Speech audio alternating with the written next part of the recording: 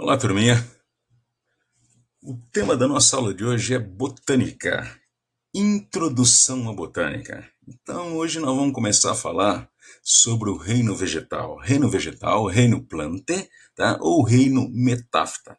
Tá? Então, nós temos uma saga, né? Vamos falar sobre a evolução dos vegetais, de onde eles surgiram, né? E como é que eles conseguiram ficar tão bem adaptados à vida no planeta.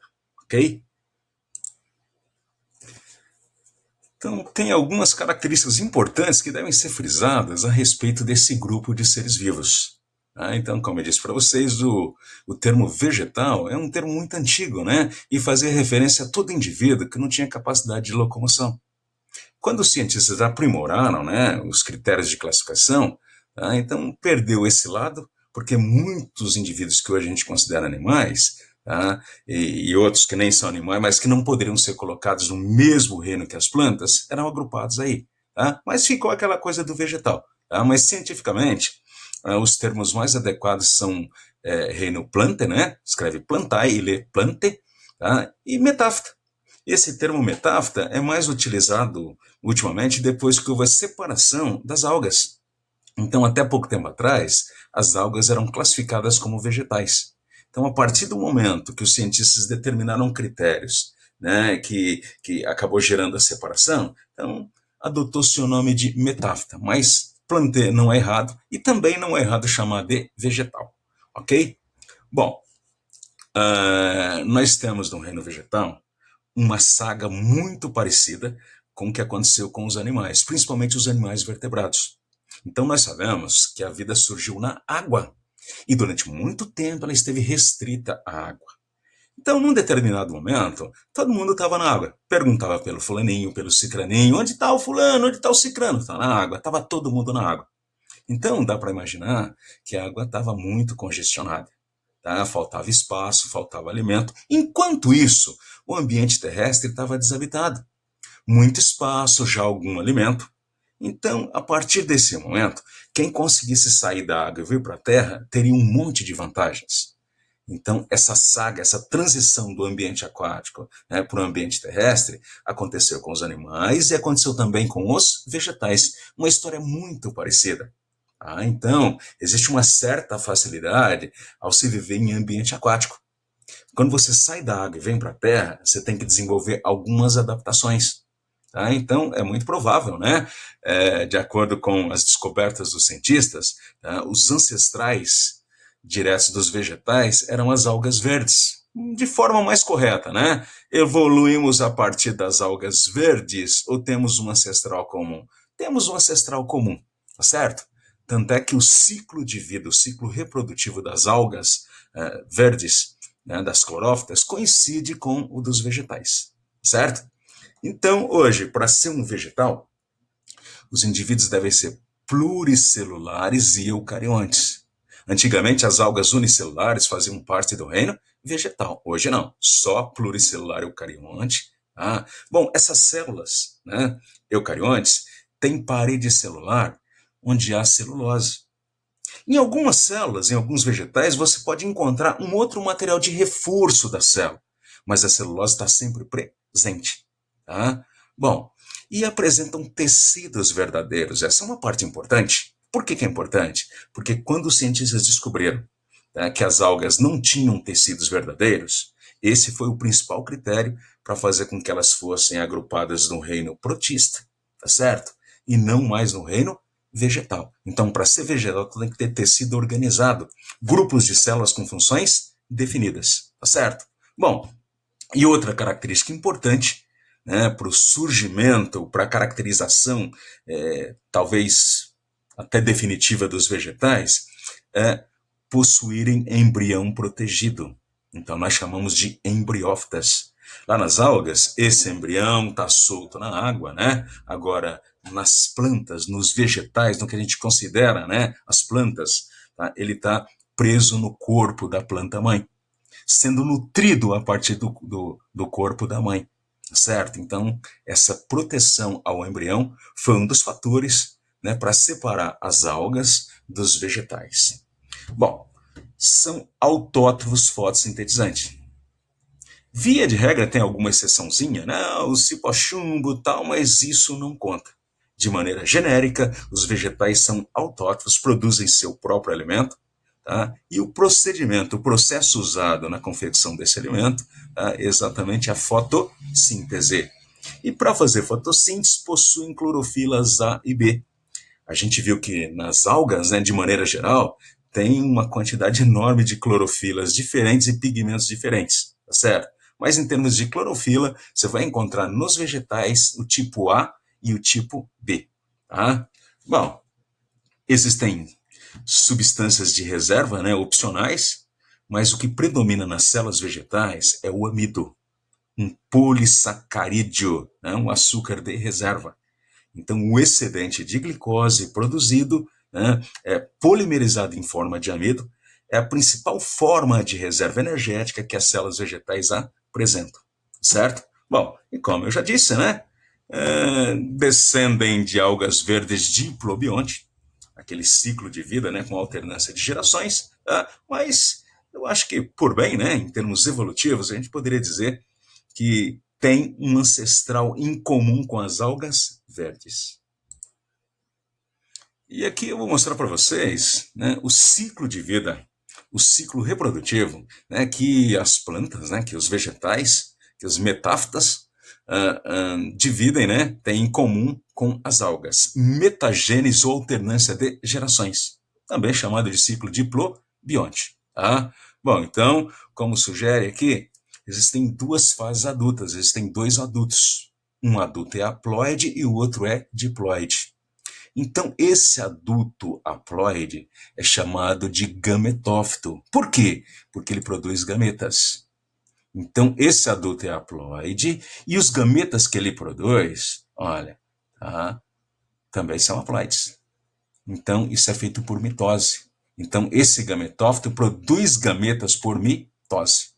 Bom, gameta só serve para uma coisa, para fazer fecundação. Então, quando dois gametas se unem na fecundação, olha, vai gerar o zigoto, que é a primeira célula do novo indivíduo. Esse novo indivíduo é o filho do gametófito. Então, esse zigoto realiza, né, mitose. O zigoto é uma única célula. Esse esporófito é indivíduo pluricelular. Então, através de mitose, esse zigoto diploide, olha, N com N dos gametas, dá o zigoto diploide. Então, esse zigoto diploide, ao realizar mitoses, vai produzir o esporófito diploide. Tá certo? Então, você já tem o filhinho do gametófito.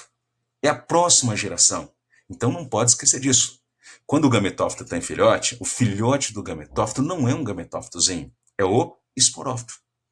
Bom, e esse esporófito diploide, né, ele é diploide, mas recebe esse nome porque a sua reprodução se baseia na geração de esporos.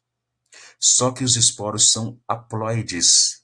Então, o esporófito diploide faz meiose para poder gerar os esporos haploides. Então, é aqui que acontece a meiose, é aqui que acontece o crossing over, é o ponto em que acumula, né, a maior taxa de variabilidade genética. Então, esses esporos são unidades resistentes, são estruturas que podem suportar a diversidade. Então, eles se espalham pelo ambiente e ficam à espera de um ambiente adequado.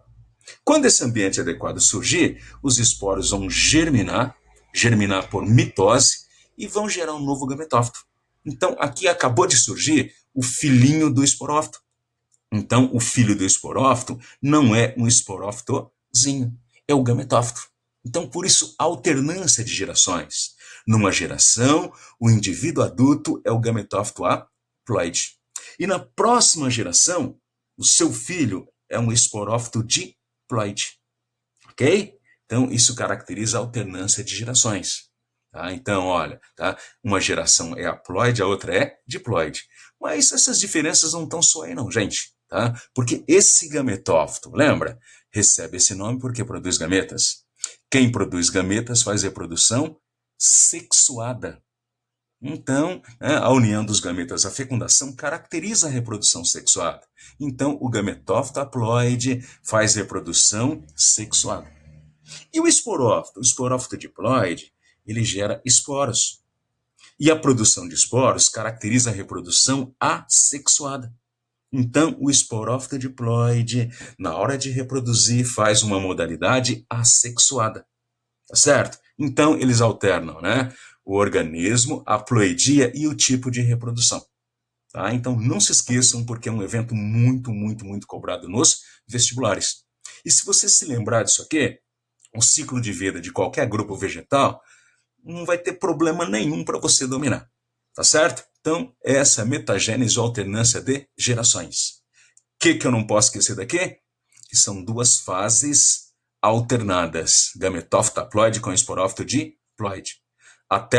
Alternam também o tipo de reprodução, ó, gametófito sexuado e o esporófito assexuado. Todos os grupos vegetais se reproduzem assim, ok? Bom, e a gente tem aqui um pouco, né, de história, porque isso aqui é uma árvore filogenética, um cladograma que mostra a história evolutiva das plantas, né, dos grupos vegetais. Então mostra aqui, por exemplo, ó, que há cerca de 400 milhões de anos atrás aconteceu uma especiação, uma cladogênese. Então houve a separação entre as plantas e as algas. Então as algas elas só podem existir, tá, em ambiente aquático. Então, elas não têm tecidos verdadeiros. E a falta desse tecido verdadeiro se reflete, tá, numa estrutura de proteção contra a desidratação. Como as algas não têm tecido verdadeiro, se você colocar a alga fora da água, ela vai perder água demais e vai morrer desidratada. Por quê? Porque não tem uma cutícula. Não tem, né, um revestimento que possa minimizar a perda d'água. Só quem tem tecido verdadeiro é que pode ter uma estrutura assim. Então, todas as plantas, todos os grupos vegetais apresentam tecidos verdadeiros e, consequentemente, né, apresenta essa proteção contra a perda excessiva de água. Então, esses tecidos verdadeiros, gerando um tecido de proteção contra a perda excessiva de água, tá? E o embrião, a presença do embrião protegido, tá, foi definitivo para que esses indivíduos pudessem sair da água e vir para a Terra. Tá? Então, durante a sua saga na Terra, tá, houve vários nós evolutivos, né, várias especiações. Tá? Então, nessa primeira cladogênese aqui, ó, tá, esse ramo gerou as briófitas. Então, as briófitas se constituem no grupo vegetal mais antigo. Tá? O principal representante das briófitas que a gente tem hoje são os musgos. Então, uma característica muito interessante, né, que identifica de cara o musgo, chama atenção, é o seu pequeno porte. Cada musguinho, se chegar com muito otimismo, é 1 centímetro de altura. Então, esse pequeno porte se deve à ausência de vasos condutores. Um sistema de vasos para fazer o transporte eficiente de substâncias. Então, essa plantinha, ela, né, absorve água e minerais do solo, e essa água e os minerais sobe por difusão de uma célula para outra. E a gente sabe que a difusão é um processo lento e que não pode percorrer grandes distâncias. Então, é tudo que ele pode crescer, até onde a difusão pode levar os nutrientes, certo? Então, comparado com os outros grupos vegetais, as briófitas têm, em relação às algas, né, de avanço, tá, o embrião protegido e um tecido que a protege da desidratação. Tá? Só que a gente vai ver que, apesar de ter saído da água, as briófitas ainda dependem, né, de um ambiente terrestre, mas que seja úmido. Tá? Bom, depois de algum tempo, né, surgiram as plantas com vasos condutores, as famosas plantas vasculares ou traqueófitas. Essas plantas já podem crescer, né, porque esses vasos condutores, né, são constituídos por tecidos que conduzem rapidamente a seiva, água, minerais e nutrientes. Então, não há mais a restrição, gerada pela difusão apenas. Então, surgiu o primeiro grupo vegetal, né, a ter essa característica, a gente chama de pteridófitas, é o grupo da samambaia. Existem outros representantes, mas o principal, o clássico desse grupo é a samambaia. Tá? Só que é o seguinte, aqui a gente já tem, né, a possibilidade de crescer, já tem alguns órgãos, o que você não pode encontrar nas briófitas, tá? Tem raiz, caule e folhas, mas não tem órgãos reprodutivos. Tá? Esses órgãos reprodutivos vão começar a aparecer a partir desse terceiro grupo, que a gente chama de gimnospermas. Gimnosperma. Esperma significa semente. Gimno significa nu. Então, semente nua. Tá? Essa semente não está protegida por um fruto. Essa semente não está envolvida por um fruto. Mas o grande avanço aqui, tá, é que a reprodução, principalmente a dispersão, foi revolucionada, tá, através do surgimento da semente. Então, é o primeiro grupo de planta que usa a semente para poder reproduzir. Tá certo? Bom, tá? E por último, surgiram as angiospermas. São as plantas consideradas completas. Então, nas angiospermas, você tem, né, além das estruturas anteriores, tá, se acrescenta flores e frutos. Tá? Então, se você comparar com a gimnosperma, tá, ela não tem flor. Aquela estrutura que muitos chamam de flor não é a flor verdadeira, porque essa flor da angiosperma, ela veio otimizar a reprodução, veio otimizar o processo de polinização. O grão de pólen é uma estrutura que transporta o material genético masculino para a planta feminina. Então, o grão de pólen que surgiu com as gimnospermas, tá, ele revolucionou a variação genética, a variabilidade genética, porque permitiu a mistura de material genético, né, de duas plantas.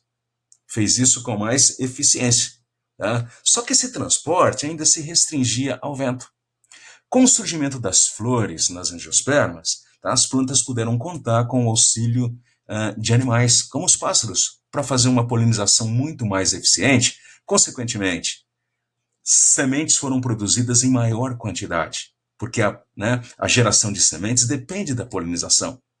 Aqui na gimnosperma, a polinização era um pouco deficitária, como ainda é. Tá? Agora, com o surgimento das flores, a polinização passou a ser mais eficiente, o que gera uma quantidade muito maior de sementes. A gente vai ver depois que dentro de cada semente existe uma miniaturazinha de um vegetal, de uma plantinha, tá certo? E para poder estimular, né, os animais a fazerem a proliferação, a dispersão da semente, surgiu também o fruto. Por incrível que pareça, o fruto é um tremendo engodo. Tá? Engana os animais pegam o fruto para poder se alimentar, mas dentro desse fruto, o que vão encontrar? A semente. Então, ao sair por aí carregando o fruto, né, para sua alimentação, tá, os animais fazem a distribuição, tá, a dispersão da semente e, consequentemente, da planta.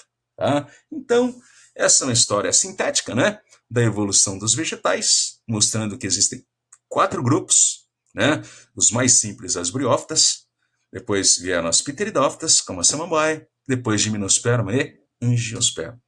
Certo? Então, vamos analisar depois, né, individualmente cada grupo e a gente vai ter pormenores, especificidades. Ok, turminha?